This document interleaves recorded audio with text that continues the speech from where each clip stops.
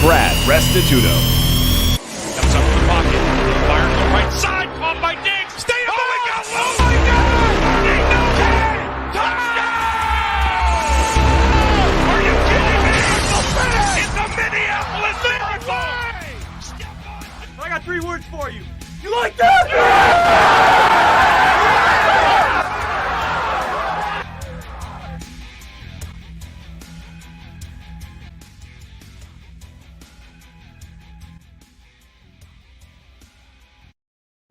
Welcome to the Rest Stop. It's June 29th, 2021. I'm Brad Restituto. Spencer Ostrowski with me as always. Thank you guys for joining us. We're here Tuesday and Thursdays, 9 to 10 o'clock Pacific time. Of course, NBA action tonight in full effect. We'll also get into some NFL a little later in the show. We'll hit back the AFC West and talk about the Denver Broncos schedule tonight. Also some action and some news in Major League Baseball. The NHL Stanley Cup Finals are underway. Game 1 was completed last night. We'll briefly talk about that. But, of course, we've got to start off tonight with NBA action and surprising fashion as the Atlanta Hawks, without their superstar Trae Young, they get contributions from Cam Reddish, who hasn't played since his second game since February.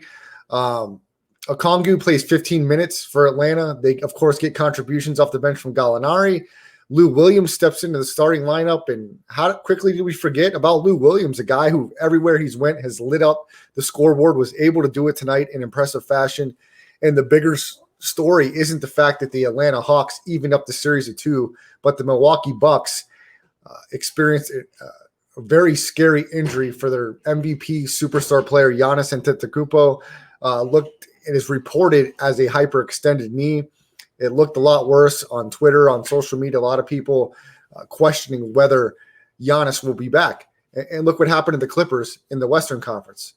They've been without Kawhi Leonard for multiple games now in what was reported as a knee sprain. So this at least seems on par to what the Clippers have experienced with Kawhi Leonard. The only difference is the Milwaukee Bucks rely almost solely on Giannis to propel them. And I talked with Spence before we went live today, and he thinks that Milwaukee's completely done in this series without Giannis. And I tend to agree with him. It's been and Spence, go ahead and jump on here. You were right when you said that the Milwaukee Bucks have a hard enough time winning with Giannis, much less without him. I thought this series could go long, whether Giannis was in the lineup or not. Of course, everything changes when injuries like has happened to Trae Young and Giannis happen. But people sometimes sleep on the depth of the Hawks. We've talked about it for a long time. Certainly after Game 2, the Hawks, it looked like it was going to be complete control by Milwaukee in the series. But how many times, Spencer the Wiz, has the media and as people on the street and basketball fans counted out the Atlanta Hawks in these playoffs, and they continue to find a way, whatever way, to keep fighting and keep playing another day. And the Atlanta Hawks, with facing Milwaukee without Giannis, could be in prime position to take command of this series. And we did forget. I know we didn't forget, but we tend to forget when he's not in the lineup as much how dangerous Lou Williams can be as a scorer. And what an acquisition midseason getting this guy in a trade for Rajon Rondo, 2 completely different players. This is exactly what the Hawks needed in place of Trae Young tonight, and he delivered in an impressive fashion, holding home court tonight for the Atlanta Hawks. And the Atlanta Hawks don't just win, they win 110-88 in very impressive fashion. Like I said, getting multiple contributions for various guys, not only on the starting lineup, but off the bench. A great spark to have Cam Reddish, the Duke product, back out off of injury, his second game since February, playing 23 strong minutes tonight. Spence, if this guy can continue to improve and look healthy, he's the freshest guy in the series. He's only played a couple games in over 6 months. So this is going to be really interesting to watch down the stretch because we don't know what's going to happen in any game, and anything can change on a dime. I don't attribute these injuries like LeBron and some other people have said to the shortened season and pandemic. These are just, unfortunate freak plays that we saw with Trae Young, what we saw with Giannis. Those are basketball plays that could happen to anybody. It's just unfortunate the timing, the list of guys, superstar players that have missed time during these 2021 playoffs, but that's the nature of professional sports, Spence. You have to have that next man up mentality. You've got to have the right pieces in place to fill in when your guys go down, and that's exactly what Lou Williams did tonight for the Hawks. And now we have a 3-game series, a best of 3, home court advantage to the Bucks, but everything will change without Giannis, Spence. Yeah, no doubt. And I will show the replay for Giannis got hurt for those of you who had not seen it. Oh, I can see the hyperextension. Yep, the left knee. Oh, man.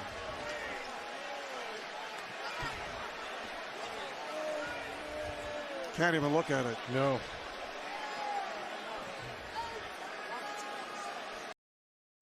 I thought his knee blew out, man. The way his leg was like backwards. So I thought the worst. I thought he would definitely not be able to walk, but he was able to get himself off the court. Although that's a little misleading. So I think when Julian Edelman, if I'm not mistaken, tore his ACL, he also kind of walked off the field afterwards. It could be adrenaline. We'll have to wait and see what they say tomorrow. But yeah, like you said, if he's out for this series, they're done because they just don't seem to understand the way that their basketball team works. Where in the beginning of the game, they ran their offense through Giannis, which you could say is technically what you're supposed to do, but they certainly didn't give him the ball in advantageous places. He ended up, I think, shooting 7 for 10 in the game. So on the box score, it looked great. But if you watch the first quarter specifically, when they really started to get down in the game early, they would set screens. I remember one play in particular, Chris Middleton was on the left side wing, 3-point line, and then Giannis came from the other side off of a screen and took the ball down in the post where he's being guarded by Clint Capella. So when you have Clint Capella on Giannis, you want to put him on the perimeter, in which I thought they did wrongly in the last round, where he shouldn't have been playing on the perimeter and he should have been playing in the post. So kind of have all of their ideas mixed up here. And I think Chris Middleton, he shot terribly today. And some of that is his fault, of course. I mean, it's a make or miss league. But why aren't they running the offense more specifically through him to get him those kinds of looks when they painstakingly try to give the ball to Giannis, where we know he isn't super great in the half court? I don't know. But anything can happen in the NBA, and it's all about opportunities. And when you look at this game, the opportunity was on the Bucks to win without Trae Young against a team that doesn't have any all-stars. Trae Young wasn't even an all-star technically, although of course he is. We all know that. And then now it's going to be the flip side. Can Atlanta take advantage of maybe Giannis missing a game, which I think they can. And this was a really disappointing game for the Bucks. Spence, the starting lineup tonight for the Bucks, PJ Tucker had 8 points on 3 of 7 from the field, 2 of 5 from 3. Giannis in 24 minutes was 7 of 10 from the field. He had 14 points, 8 rebounds, but he's 0 of 3 from the charity stripe and 0 of 1 from downtown. And Chris Middleton, we talked about him, Spence. This guy seems to be the straw that stirs the drink as far as the success of the Milwaukee Bucks in the playoffs. We saw him do it in round 1 against Miami. He struggled along with the entire team against Brooklyn, but because of injuries, they were able to overcome a 2-0 deficit in that series and ended up winning in 7. Middleton was the catalyst in the win in Game 3 in Atlanta, as he scored 20 fourth-quarter points and just caught fire. In tonight's game, Spence, is complete opposite of what we saw in the fourth quarter in Game 3. 0 of 7 from the field, 6 of 17 from the field, with 16 points and a plus-minus of minus 25. And, of course, Drew Holiday contributed 19 points. He was 6 of 17 from the field, 2 of 7 from 3, and not a lot of bench production tonight from Milwaukee.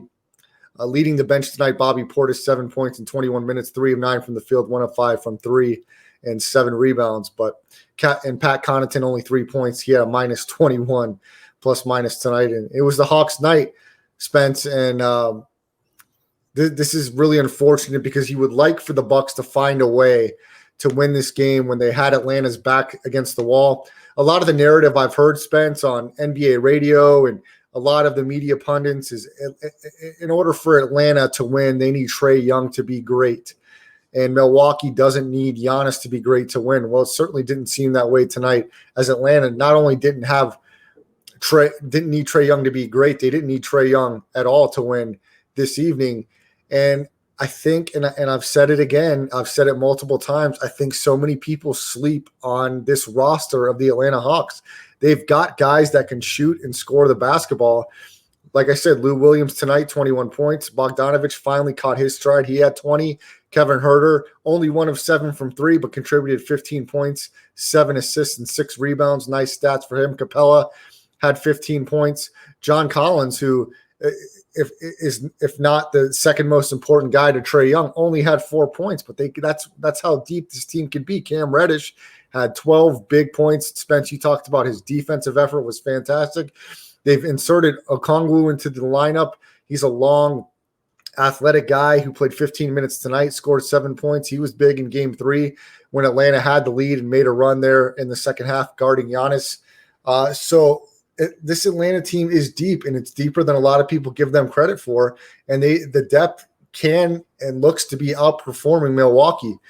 And please don't continue to sleep on this roster and think that Trae Young is the only reason that this team is where they're at. Trae Young actually sometimes hinders momentum with his shot selection. If Trae Young can kind of reel it in as far as some of his shot selection at sometimes, I think Atlanta could be even more effective than they are, not taking away from his ability. But I think the same way that Giannis tends to get excited with the three-point shot, it can really mess up momentum and be inopportune. And I think Trae Young's shot selection at times is just not right. I know he's capable of hitting those shots, but I just think he could be more effective doing other things.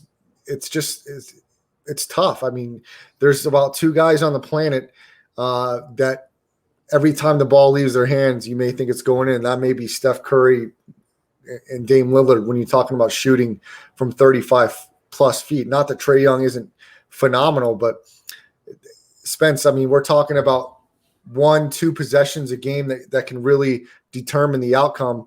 And with the Atlanta Hawks trying to fight for a spot in the NBA Finals, I just think being a little bit more selective and your 35 feet plus three-point shots is really crucial at this time, especially when you can force Milwaukee into making bad decisions with Giannis shooting threes or something of that sort, where you can get extra possessions because of bad basketball IQ or bad decision-making. So Atlanta took care of business tonight, evening the series at 2. It certainly is going to be very questionable and up in the air how the rest of the series goes based on Giannis's health. Spence, after seeing what happened, I don't think there's any way Giannis comes back in game 5 or game 6 healthy. I think for sure he's out of game 5. Trae Young, who was reported as having an ankle bone bruise, had to miss this game. To think Giannis is going to come back on one night's rest, I don't think that's going to happen. I think there's a very, very high likelihood that Giannis misses the rest of the series, and the Milwaukee Bucks are going to have to band together and figure out a way to win this series without him. And that's going to be very important and on the shoulders of Chris Middleton. Chris Middleton is going to have to shoot better than he shot if they want to give Milwaukee a chance to win this series without Giannis, Spence. Yeah, and here's the thing about the Bucks, in my opinion, is this is the best chance they'll ever have. This might be the best chance that Giannis and certainly Chris Middleton will have to at least make the finals in their entire careers. When you look at the injury situations that has gone on with LeBron James, with Kevin Durant, I mean, these guys are going to find their ways back to the finals before their career is over. And from what I've seen from the Bucks, I don't know if they're ever going to be ready to face a full-powered Brooklyn Nets team who, has their problems and certainly may not last forever. But, I mean, they would crush this team. They barely beat them with Kevin Durant and a hobbled James Harden at that point. And now you're struggling against a young Atlanta team, which, full credit to them. I'm not trying to discount them in any way, but certainly nobody thought that they'd be vying for a finals appearance here, at least in the 2021 playoffs. And for many years to come, it's just not expected of them.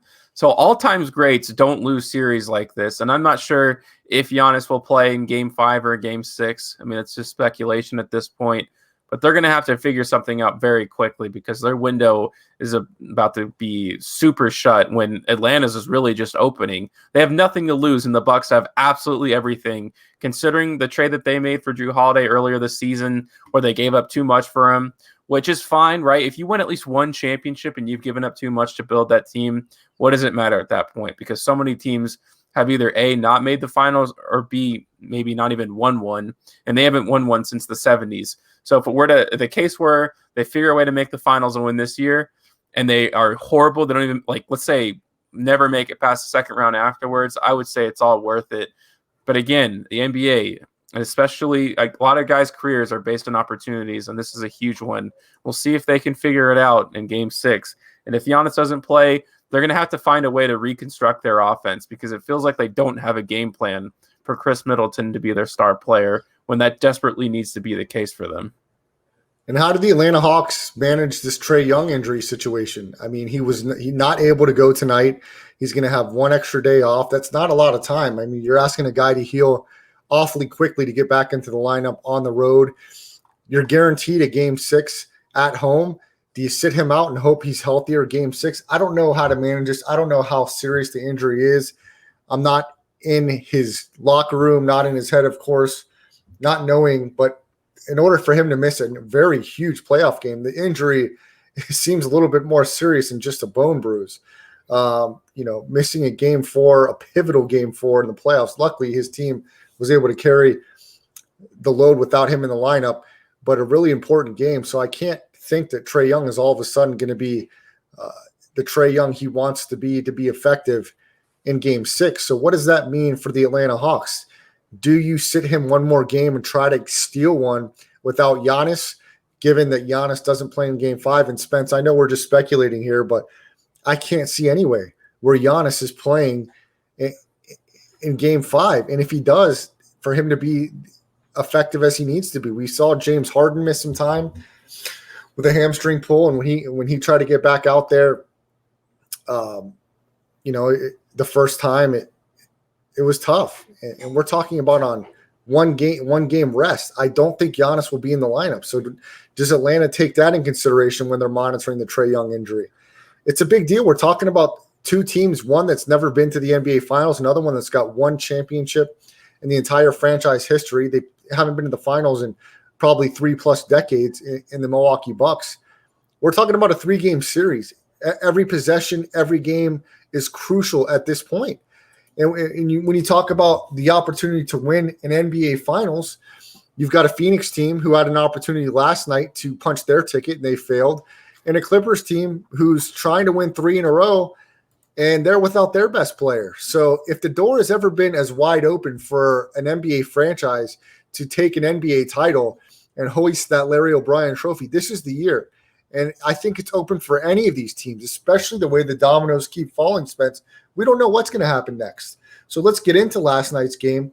The Clippers, they hold off elimination. They force a game 6.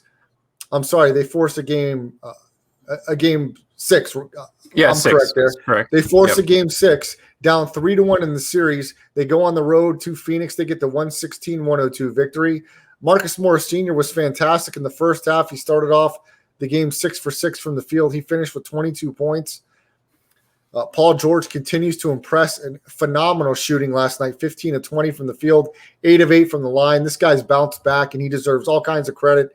Whether they win or lose this series, Paul George certainly deserves all the credit in the world for the way he's performed. I know there's been some moments where he wish he can have back, but he's certainly battled back. He's rebounded the hell out of the basketball the last few games, 15 rebounds in Game 4, 13 in Game 5 to go along with 41 points. And he led the way for the Clippers, and they get the win on the road. And they pretty much led wire to wire for the most part in this game, and they win 116-102. And the critique's going to start coming out for Chris Paul and this Phoenix team if they can't close the door here in Game 6. They're going to have to do it on the road in Staples Center. If not, they've got to go back home for a Game 7. Devin Booker put the mask back on in this game. He was 9 of 22 from the field. Chris Paul was 8 of 19, 0 of 6 from 3. 22 points for Paul, 31 for Booker last night. The starting lineup didn't give them much other contribution, only 4 points from Jay Crowder, only 5 from Bridges, and 10 from Ayton. So they're going to need these guys to step up in a big way. We know they can win on the road. They've done it before. They swept Denver. They won at Staples Center in this series with the Clippers. They're not done yet. And the Phoenix Suns, they have to punch their ticket. They're going to have to get another win. So Spence, did you think Phoenix could close the door last night And how impressed are you with Ty Lue and the Clippers and Paul George? They continue to fight, and when you think they're down and out, they find a way to get it done, and they did it again last night. Yeah, let's take a look at some of those Paul George highlights. The best playoff game of his career, no doubt. And those were cash in the first 4 games. George on the pull-up, nails a three. Paul George answers, and it's back up to 9. This move by Paul George tells Chris Paul, mind your business. Get out of my way. Upper body strength, eliminates him, elevates, knocks down the long. There's one highlight. I actually have a few more, so we'll take a look again about his special. Real quick, not only did they do this last night without Kawhi Leonard, there was no Zubats either. Zubats out of the lineup makes it even that much more impressive. Hopefully they'll have Zubats back for Game 6 at Staples Center tomorrow night. But, man, super impressive road win last night by the Clippers, staying alive. Gives them a lot of confidence, and now the pressure has mounted over to the Phoenix side, feeling a bit of desperation to get this series closed out. Yeah, so ton of credit to Ty Lue, no doubt. I mean, this is a guy who I've criticized quite a bit, and he always seems to find himself down in these big series deficits, but is able to rally the troops. We know that's his specialty, and clearly it has come in handy here. There's a lot of, the first thought is, playoff P, it's all on him. And after the game, even mentioned, I'm more criticized than most other stars, which is honestly not a good sign, in my opinion, that he cares so much about what other people say about him. I mean, when you're a superstar, you shouldn't be perusing Twitter and seeing what the general thoughts on you are. I know it's kind of hard to avoid that, and it's easier said than done, but I don't know. I feel like he's so in his head all the time. We'll have to see. I mean, this series is a convergence of 2 guys in their history of their careers who have not gotten it done in the playoffs, and Chris Paul and Paul George. So one of them is going to have to get it done. And if Chris Paul doesn't win this series without Kawhi Leonard, I don't know. I mean, he's been praised so much throughout the playoffs this year and just how amazing he is and how underrated he is. But this is his series to lose, no doubt. I mean, they have all the advantage in the world, in my opinion. So, I don't know. I mean, the Clippers, I think I think they go back home to maybe force a Game 7. But Phoenix should not mess around. I'd put a straight up bet on Phoenix in the middle of that game to win it, and they got really close. And Paul George actually almost ruined the game for them in the fourth quarter with 2 back-to-back fouls to put himself at 5 fouls at that point in the game, and it was a close. I don't remember what the point margin was, but it was up in the air. But he played smart the rest of the game, and they eventually just took over. And then Reggie Jackson too has had a nice string of games. One of them he was really, really bad. I think he shot 7 for 24. He took more shots than Paul George. That has obviously been corrected.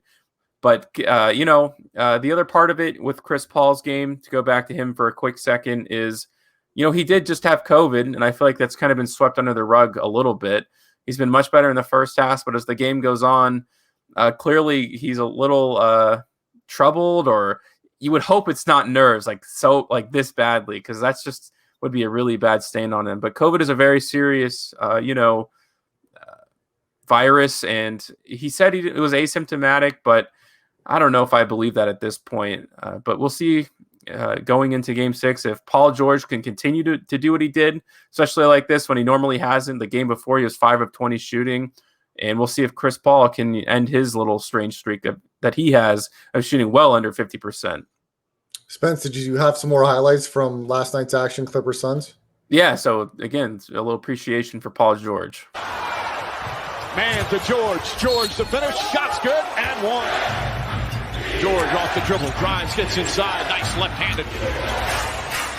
Paul George at Bridges. Knocks it down. I think right now the answer is no.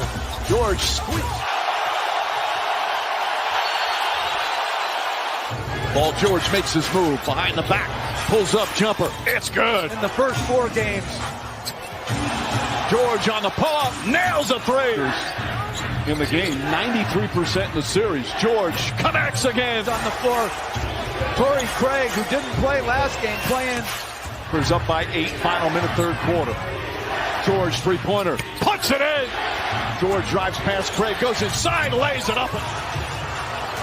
George drives, stops, leans in, bank shot is good. Is it back out? George over Bridges. Another. Paul George. I wanted to say, too, about Paul George. I forgot I wanted to say this, in that I'm actually rooting for the guy. I have no affiliation or care for the Clippers. Like, personally, I'm a Memphis Grizzlies fan, but the guy clearly wants to be successful. So it's unfortunate to see like all the missed free throws that he's had when you know in his heart that he's all the way in there. So it was cool to see him finally kind of erupt, have a real superstar type of game. And if he plays like that and they still have Kawhi Leonard, I mean, clearly they should be final favorites at some point in their lineage. And maybe in the future, a fully healthy Clippers team versus a fully healthy Nets team would be one of the best finals, I think, maybe in NBA history, probably in my lifetime, I'll say. That just sounds like stars all over the place and a lot of storylines about guys who couldn't get it done. I don't know if the Clippers will be able to do it this year. If they can, that would be truly one of the greatest playoff runs in sports history. But, looking forward next year, even then, that would be some really entertaining stuff. And let's give Ty Lue credit. This is a Clippers team who bowed out early in the playoffs last year. The season looked at as a grave disappointment in the Orlando bubble. Ty Lue and the Clippers have faced adversity in these playoffs, going down 2-0 at every point in the series, in their playoff series, and still finding a way to fight back. If they were able to reach the finals this year without Kawhi Leonard, man, that'd be really impressive. And to see this team continue to galvanize and improve under Ty Lue, you would definitely think they have an opportunity to compete in the West for a few more years under this window, given the idea that Kawhi Leonard and Paul George stick around here in L.A. There's, of course, have been rumors that Kawhi is not happy with the medical staff in L.A. So we'll have to see how that continues to play out. And we'll have to see what happens with the Clippers the rest of this series. I mean, they've done it in one game. Can they stave off elimination 2 more times? We'll have to wait and see. But this is the Rest Stop every Tuesday and Thursday, 9 and 10 o'clock. Spencer the Wiz, Brad the Believer. If you miss any part of the show live, make sure you check out the podcast version at Landry Football Conference Call on any of your podcasting platforms, Spotify, Google, Audio Boom, and like and subscribe to the YouTube channel, Brad the Believer. Spence, we're going to keep it in NBA basketball talk. Earlier this week, Scottie Pippen was on the Dan Patrick Show and had some controversial comments about former Hall of Fame head coach Phil Jackson against Michael Jordan, of course, who had his famous documentary during the COVID outbreak. I think it was a 5-part series or 10-part series, something like that.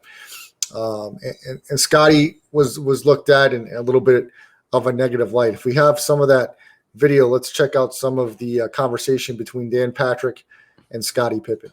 Yeah, before we do, I pulled the play that he's talking about. So just so you have reference, this is the play that Scottie Pippen has so much issue with. Spence, paint that picture, right? So there about what that's in reference to.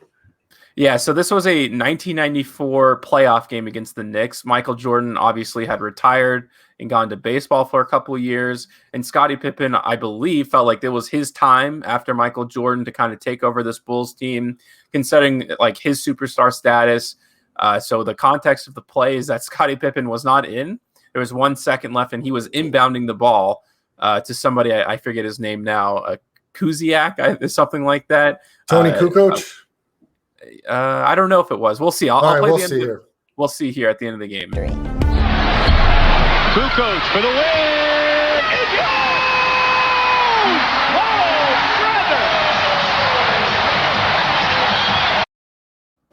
So that was the big play that Scottie Pippen had issue with, when you really think you wouldn't, because they made the shot, but we'll see. We'll go to Dan Play that one more now. time, Spence.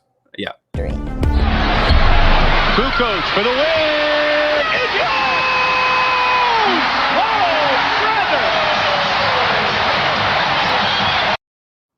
Looked like Scottie was the inbounder on that play.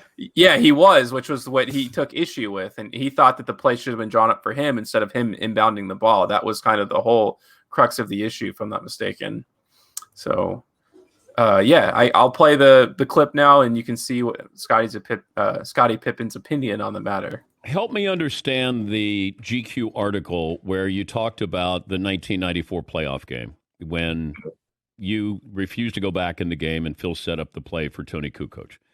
Well, I mean, it's not much to be said if you go back and look at when Scottie Pippen entered the Bulls and when Tony Kukoc entered the Bulls, and who deserved the last shot of the game. No. I understand that, Scotty. I'm just going by what you said. You said you need to read between the fine lines, and then you go on to say it was a racial move to give him, Tony Kukoc, a rise. Yeah. So, well, I mean, if you knew that Scottie Pippen had been with the Bulls from '87, battled through the Pistons and every other team that we had to get to those 3 championships, wouldn't you give Scottie Pippen one opportunity to get a last-second shot without Michael Jordan? Like 1 year without Michael Jordan. Can I get one shot? Like, I'm doing all the dirty work. but all of that I understand from the basketball standpoint. But when you say a racial move, well, why would Tony, who was a rookie, get the last-second shot and you put me out of bounds? That's what I mean, racial. Like, that was Scottie Pippen's team. But Scottie Phil Pippen then was but, on pace to be an MVP that year, right? Yeah.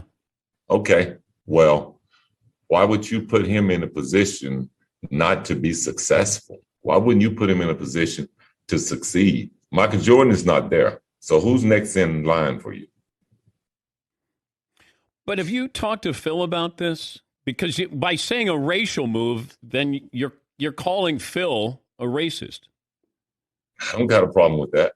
Do you think Phil was or is? Oh, yeah. I mean, do you remember Phil Jackson left the Lakers, wrote a book on Kobe Bryant, and then came back and coached him? I mean, who would do that? You name someone in professional sports that would do that. You know? I think he tried to expose Kobe in a way that he shouldn't have. You're the head coach, and you're the guy that sits in the locker room and tells the players, this is a circle, and everything stays within the circle. Because Spence, that's some pretty heavy stuff. That's the first time I've heard that audio. I know it's been in the discussion in the news cycle here over the last week. I'm pretty taken aback by this. I didn't know about the GQ article where Pippen had talked about this. I know he's promoting a book that should be coming out at some point this year, but he did not hold back, Spence, and he pretty much doubled down on the comments that he feels like Phil Jackson is a racist and that decision was racially motivated. I think that's far-fetched when you talk about a guy that coaches in a league that's over 80% African-American as far as the players. He played in the NBA also for the Knicks. So it's really hard for me to wrap my mind around any NBA coach being racist towards somebody that's not the same complexion that they are. It just doesn't seem fathomable to even go through the circle of professional sports this day and age and that be true.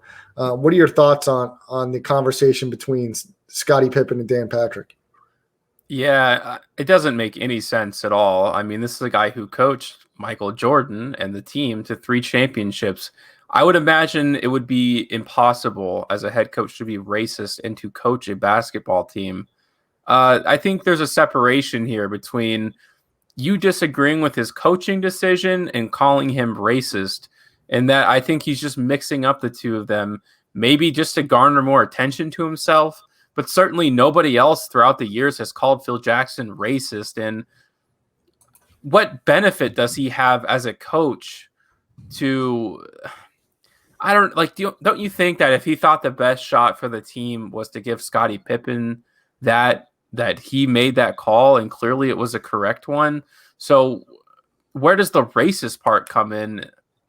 Look, I understand that he's probably upset, and he has a lot of grievances with the Bulls, a lot of justified ones, and the whole contract dispute.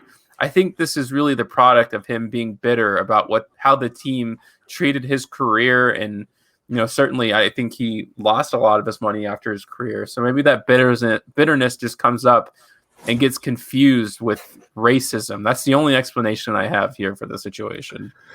Look, if you want to discuss maybe what's going on in Scottie Pippen's mind, he certainly had what a lot of people would say is a rough go of it in his personal life over the past decade. His ex-wife, Larissa, is kind of a prominent figure in reality television. We know that their divorce hasn't been amicable. Scottie a couple months ago came out. One of his sons passed away, 33 years old. His son Antron Pippen, which you can only speculate the devastation that would be going on internally from losing a son. So on a personal level, I kind of want to give Scottie a pass for maybe saying, Spence, I mean, he doubled down. I mean, he's had opportunities to. This is probably how he feels. He's got a lot of bitterness on how things were handled, a lot of frustration on how he was portrayed in the Michael Jordan documentary. Look, you can say what you will about Michael Jordan as an all-time great. I am not a big fan of his, and I haven't been since his playing days. I've never interacted with him personally, but everything I've seen, heard, I just don't care for the guy. And I don't know how I feel about Scottie Pippen. I'm kind of indifferent. We'll have to go and continue to investigate some of the people we do know here in Las Vegas, Spence, that have connections to some former Bulls players in that team to really maybe get some inside information about this. It is unfortunate. And maybe what kind of teammate Pippen was consistently. Did he just have a couple moments that we know of that were kind of unflattering, or where does the truth lie from his teammates' perspective as a whole? Is it more citing on the light that was painted by Michael Jordan, or is it more so on the opinion as a whole of what Scottie's Pippen's career was? Either way, this is certainly a tough conversation because, like you said, it's not like it's been shared anywhere else that Phil Jackson is a racist, and it's really hard to wrap your mind around, like we said, a professional NBA coach having those feelings and that mindset. From what I know of Phil Jackson, he's a very philosophical individual. He's done a lot of self-help practices and a lot of digging from within to kind of motivate teams over the years. So I kind of look at Phil as more of a realist and someone that's going to be quite honest with you than somebody that has a hidden agenda. So it's got to be tough, especially, Spence, when you have the most glorified athlete ever in Michael Jordan that you're playing second fiddle to your entire career and having to answer that question and be that guy's, riding that guy's coattail, so to speak. It's got to take a hit to your ego. I mean, Scottie Pippen wanted the recognition for saying, hey, if it weren't for me, Michael Jordan wouldn't be the Michael Jordan you're talking about, and he wouldn't be the champion and this high sought-out legend that you all speak of if it wasn't for me. And I feel like he doesn't feel like he gets enough credit, and he may be spot on with that, Spence. Michael Jordan does not get multiple rings without Scottie Pippen. This is a really tough conversation, tough position for Pippen to be in. How do you manage that mindset? Because in the reality, Pippen's a Hall of Famer. He's a champion. I don't think he has to sell himself short just because the way that the cards felt Michael Jordan is recognized as this great icon. Spence, I know many people will disagree, but I think a lot of the luster and lore of Michael Jordan isn't necessarily that he was by far, hands down, the greatest player ever to lace up shoes. He also had a marketing train with Nike and Air Jordan that made him a larger-than-life figure that may not match up with exactly how dominant he was as a player. I'm not trying to say he's not the greatest or not on that Mount Rushmore, but we certainly inflate that with the Gatorade commercials, with the Nike Air Jordans, the legacy of the shoes that continue to be bestsellers today, decades after he's retired, has made the Michael Jordan, the figure, larger than life. And I don't think that necessarily equates, and it certainly doesn't give the other teammates the due that they deserve. Yeah, and I think a big part of this is Scottie probably feels he hasn't been able to express himself like at all. Like his narrative hasn't been his own throughout his life, or certainly the moment he stepped into the NBA, where look, he was an all-star. He was a very good player, but would he have been able to do it by himself? I'm not sure. Well, technically the answer is no. We saw, he wasn't able to do it during those 2 years that Jordan's gone. But look at any other star in history. Were they completely alone in their endeavors? Probably not. And when you're not able to express yourself, it culminates in a lot of different ways, and that you want to, right? Like you want to find a way for people to hear your voice and your opinion. So when you have all these frustrations and they've been building, and maybe they've spilled over because of this documentary that recently came out about Michael Jordan, where he really isn't painted in the best light. I think to some level it does, in saying that the Bulls treated him unfairly, but clearly he didn't feel like they, gave his story out the way that they should have. And when all of those frustrations accumulate and they've been stewing for many, many years and they've kind of come back up to light, yeah, I think these are the kinds of things that can happen where you feel that your coach maybe had some racially motivated things. I mean, I think in your mind, you're just trying to justify or maybe come up with some more outlandish reasoning for what's going on. And that could mean that you say Phil Jackson is a racist, or maybe it's just for attention. Like, who knows? Although I'll also say this, my closing thought on the situation.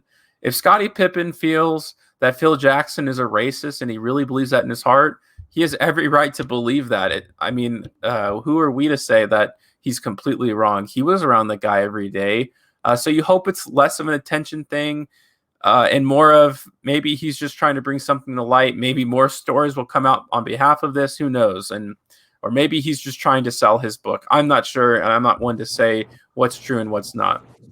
That's Spencer Ostrowski. Follow him on Twitter at Spencer the Wiz. Also, check out his YouTube channel, Blue Milk Boys Gaming. He's came out with a couple of videos here in the last week or so. Give him a like and subscribe and check out what he's doing aside from all his ventures here in Las Vegas media. Check out the Rest Stop every Tuesday and Thursday, 9 to 10 o'clock Pacific time.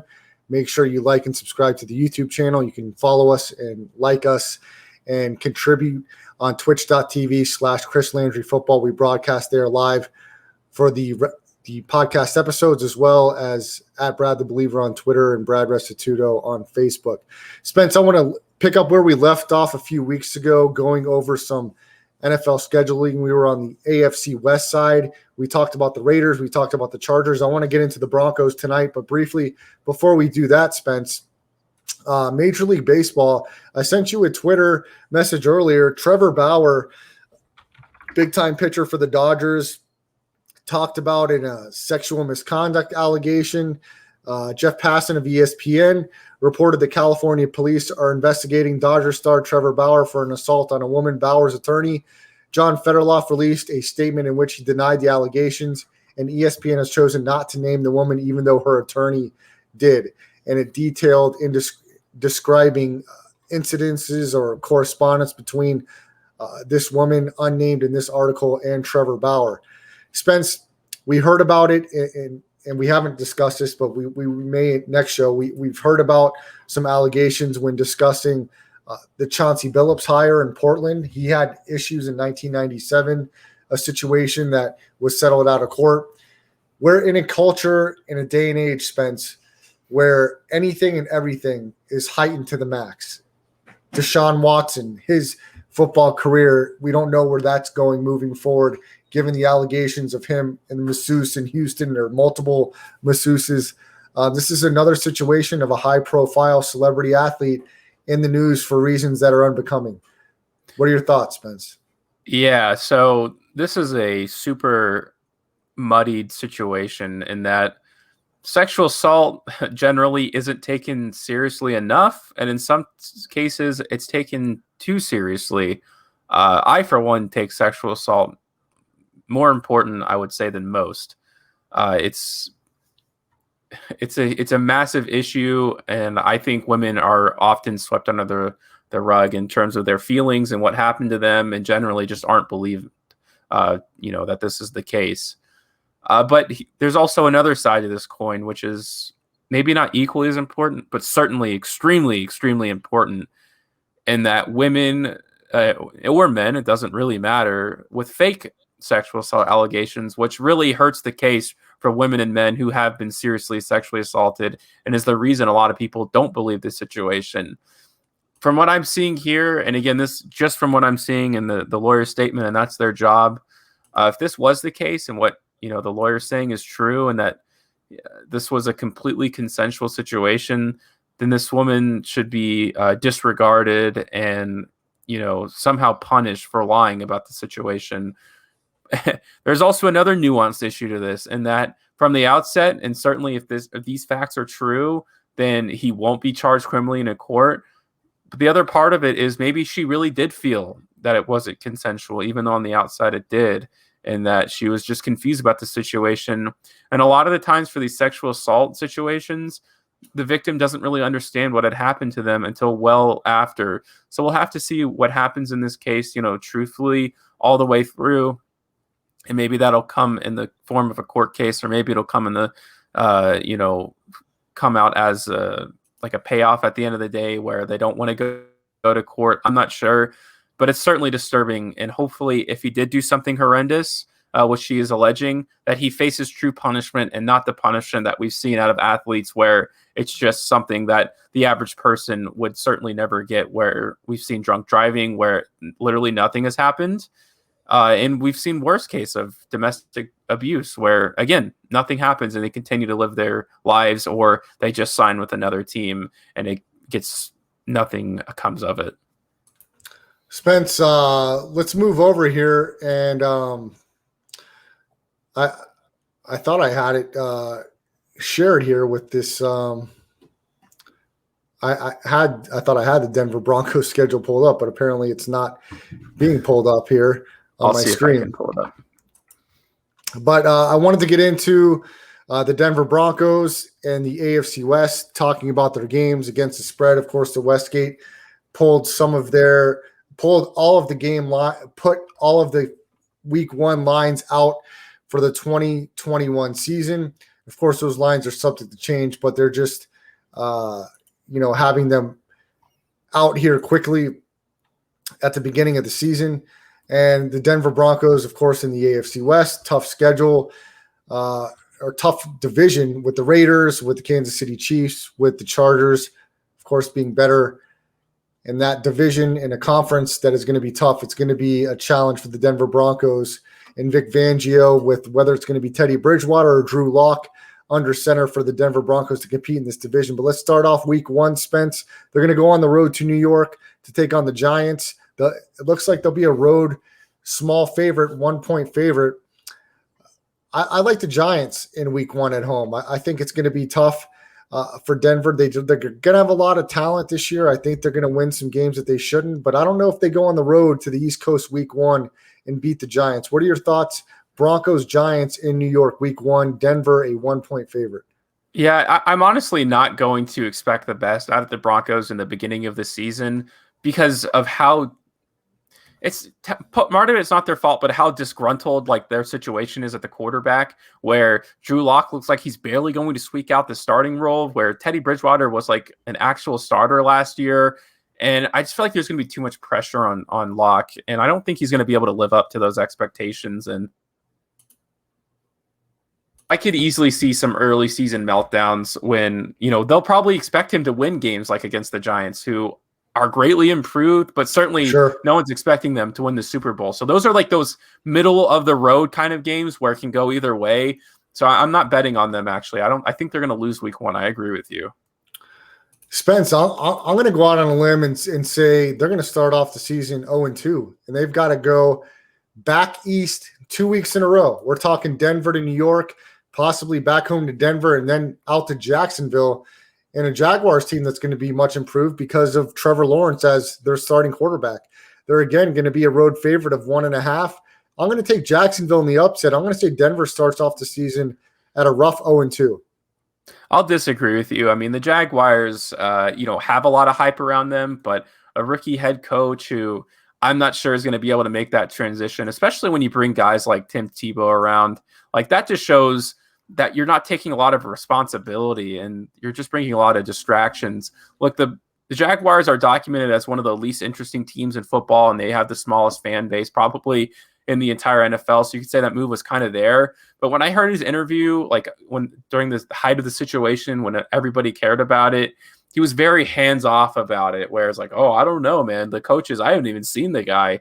Where it's like, okay, but it was your idea to bring him on, so clearly you have a vested interest. So I think the Broncos will be able to bounce back. I don't think they're going to start their season off. I think there's going to be, a lot of conversation where, oh, look, like Drew Lock lost a disappointing week 1, but he bounced back in an easy win game the next week. So it's more of me not believing in the Jaguars than it is me, going on the Broncos hype train. I personally don't think Drew Lock is in the discussion, Spence. I think it's going to be Teddy Bridgewater's job. I'd be surprised if given the quarterback situation, at one point I thought Drew Lock would never start another game for the Broncos. That doesn't seem as much of a lock as it did before, no pun intended. Week 3, Spence, the Denver Broncos will be at home taking on the New York Jets, 5.5-point home favorite. I think Denver gets the win and takes care of the Jets. Yeah, again, this is another team. The Broncos have a very favorable schedule early in their season where they could technically start, 3-0. I'm going to say they start 2-1. I think the Jets are going to be a colossal failure this year. I don't like the direction that their team's going in personally. I don't think it's going to be very good for them, and it's been a lot of hype for them. But they still have no weapons, right, for their new quarterback, which was the main problem. We'll see if Sam Darnold truly was the issue or if he was part of the issue. A lot of that will be revealed early in the season. But regardless, whether or not, their new QB, Zach Wilson, is the answer, no quarterback can get it done without anybody around him. So I say the Broncos start 2-1. Spence, week 4, they're still at home against the Baltimore Ravens. They'll be an underdog in this matchup. The Ravens, 3.5-point favorites. I think Baltimore takes care of Denver. Even though it's not easy to win at Mile High, I think Baltimore will get the win against Denver. Yeah, it's certainly not. But these are the kinds of games that are going to raise serious questions within the team. And if it is Teddy Bridgewater and they lose the game really badly, then it'll go the other way in Drew Lock. If Drew Lock starts and they get blown out, then it'll be like, all right, we got to start Teddy Bridgewater. Personally, I think this is where they start 2-2 in the season. I don't think they go to the next QB right after, but I think, the Broncos are put on watch. I don't know who they start the week after, but 2 for 2 for me for the Broncos. They lose a really bad one against Baltimore. Week 5 at Pittsburgh, Heinz Field, not an easy place to go and win. I think Pittsburgh gets the win against Denver here.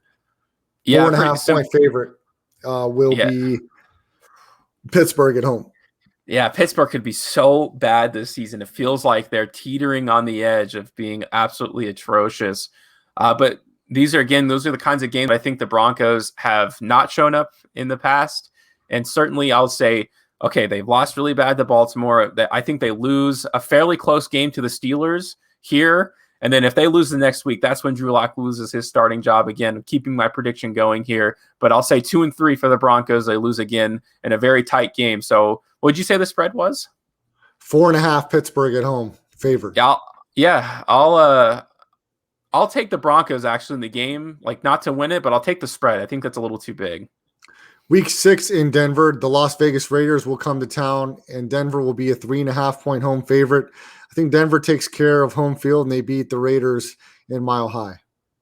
I think this is the height of the drama at the QB position. So I say they lose this game, although I don't think they sweep the Raiders at all because it just doesn't seem to be the case in any year. And I certainly don't think the Raiders will sweep anybody in the division anytime soon. So I say 2-4. Drew Lock loses his starting job at this point. Teddy Bridgewater starts the next. Bridgewater will start the week. Whoever they play next, this will be the debut of Teddy Bridgewater for the Broncos. Week 7 at Cleveland. Cleveland will be a 7-point favorite. I think in surprising fashion, Denver gets their first road win of the year and upset the Cleveland Browns outright, and they get the win. Yeah, the Teddy Bridgewater debut for Denver, I think, does go well. I agree with you there. I think that they take a win, and I'm not sure of how much of a believer I am in the Browns just quite yet. We'll see. So as of right now, this opinion could change really easily for me to see maybe if they could just continue Cleveland to roll through and be really impressive. But if, the drama persists there and it's a little bit of questions, I'll say Teddy Bridgewater gets his first win in a Broncos uniform. Denver will be back at home the following week against the Washington football team. They'll be a field goal favorite. I think Denver gets a 3-game winning streak and they take care of the football team and they cover the 3 points. I actually kind of like Washington in this spot. It feels like a spot where the Denver has the opportunity to win, and I'm agreeing with you there on the win streak that they have so far with 2, but I think it ends here. I don't think they go any further than that. I think Washington's defense is good enough to cause some turnovers to win them that football game. Denver travels to Dallas to take on the Cowboys in week 9. They will be a 4.5-point underdog. I think Dallas gets the win and snaps this 3-game win streak, takes care of home field against Denver. Yeah, I don't think they will be able to keep up scoring wise. If Dak Prescott's healthy at this point in the season, which, clearly that's kind of all the indications that he's going to be ready to go this season. I don't think Denver will necessarily have a hard time scoring because of how bad, the Cowboys defense is, but they'll be able to get it going, and they have so many weapons, and I think Dak will be so effective. So again, I think it'll be probably like a 36-24 game. That's my prediction early. I think Denver can stay within this number. I think Dallas sometimes struggles at home, and especially against an AFC opponent, could be a little bit of a closer game than anticipated.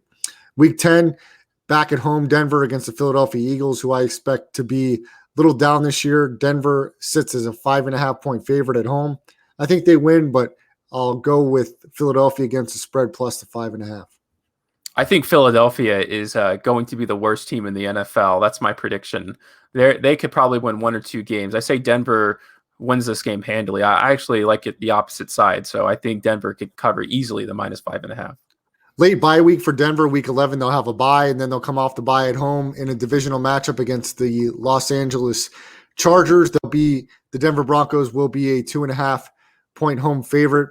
This is a tough one to handicap coming off of a bye. I'm going to say the Chargers go on the road and they get the win in division. Yeah, I'm pretty impressed with the Chargers. I like the team that they have right now, and this feels like the part of the season where it just doesn't work for the Denver Broncos. There's going to be way too many questions, not enough answers. I'll take the Chargers here. And then, of course, the week after that, they've got to travel to Kansas City to take on the Chiefs. That's not an easy spot if you're looking ahead just a little bit. So I think the losing streak goes to 2 in a row as they travel to Arrowhead. I think the Chiefs win, and they win impressively at home in week 12 against Denver in Kansas City. 9.5 to spread. I think Kansas City wins and covers. Yeah, a pretty cushioned start for the Broncos at the very beginning of their season, and it's going to come crumbling down upon them, I think, at the end. The Chiefs will certainly dominate, who will be maybe undefeated this season. That would be a pretty interesting bet, but they'll be looking for revenge, and they're not going to lose to the Denver Broncos late in the season. Week 13, Denver, they'll have a home game against the Detroit Lions, a 1.5-touchdown favorite. I think Denver wins the game, but I think Detroit will cover the 7.5. I don't know. I think Philly and Detroit will be fighting each other for the bottom of the division, which certainly favors Denver a lot in this game because if Detroit does start the season as bad as many predict, they'll have more incentive to lose later in the season. And for a new head coach, they'll want a new quarterback, so they'll be really incentivized to lose. So I'll take Broncos and the points here, -7.5. All right, Denver will have back-to-back home games the following week against Cincinnati. I think they extend the win streak to 2 in a row. It's 5.5-point home favorite for Denver. I think they win, and I think they cover this one against the Bengals.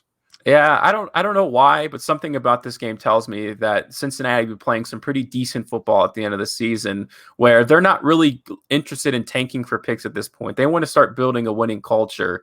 And with the Broncos, really on the outside looking in for the playoff picture, I don't think Cincinnati will be anywhere close at this point. I'm going to say this is a disappointing loss and a good win for the Cincinnati Bengals.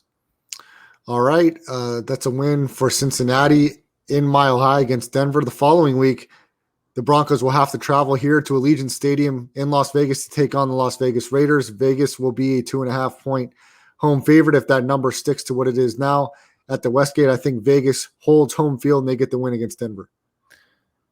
Who knows where the Raiders will be at this point? In my prediction, not very good. I like their under 7.5. This is a toss-up. Then when they play each other late in the game, my gut feeling tells me the Raiders, but it would not surprise me at all if Denver's able to take it. My official statement, though, the Raiders win and cover. Week 16, Spence, Denver travels to L.A. to take on the Chargers.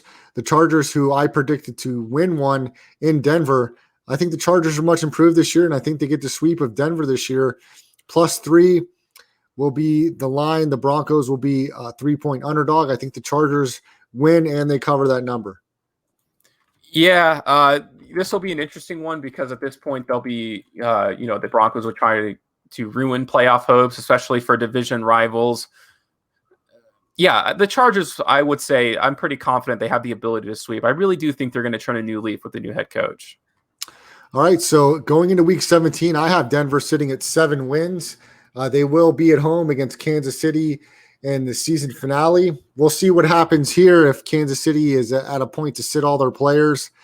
Since it's going to be in Denver, I'm going to go ahead and give the nod to Denver, thinking Kansas City may sit their starters and will push them to 8 wins on the year. Denver wins and covers as an underdog of 3 points.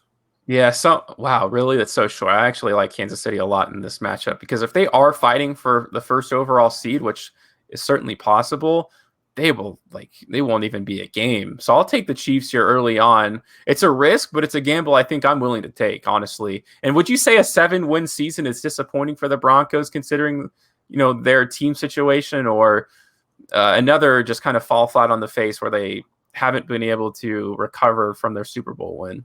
Well, yeah, that's a good question, Spence. What do you have Denver sitting at here? I mean, I think you had quite a few wins in there where I had losses. You've got them beating Jacksonville and the Jets for 2 wins. Spence, correct me if I'm wrong here. You have them. Did you have them beating Pittsburgh or no? I had Pittsburgh winning in a close game, so I think I had them at 8. I think I had one more win than you. 8 wins, I guess in a more extended schedule. I think that's about where you expect them to be. That's improved from last year. And it does feel like they're a quarterback away from actually, becoming a legit playoff team. I feel like they have a lot of great pieces on offense. So this season will be more of a indicative of how bad their quarterback situation is than everything else. They're going to have to figure it out soon before guys start leaving and get really annoyed. So I do think their window's still open, though. I don't think they're out of the question quite yet. They'll maybe have even a Von trade Miller later back this year. They'll have Von Miller back on defense, Bradley Chubb. So look, we have them sitting right around 8. We know how the NFL is, Spence. 1 injury, 1 possession away. That can be a 10-win team, talking about that extra wild card berth in the AFC. So we certainly have an NFL landscape that's more competitive than it's ever been, and Denver certainly has talent. Not what they would like from the quarterback position per se as far as winning a title right now, but certainly an opportunity to find a way into the playoffs if a couple breaks go their way. So at some point here in the near future, Spence, as we're getting closer to training camps here in the next couple months, we'll finish up some more divisions. We have yet to hit the Kansas City Chiefs in the AFC West, so we'll talk about them in the upcoming weeks. But aside from that, we will be back on Thursday talking more NBA playoffs, possibly some NFL, and some more breaking news in sports and pop culture. For Spencer Ostrowski, I'm Brad Restituto. Have a great night. We'll see you back on Thursday.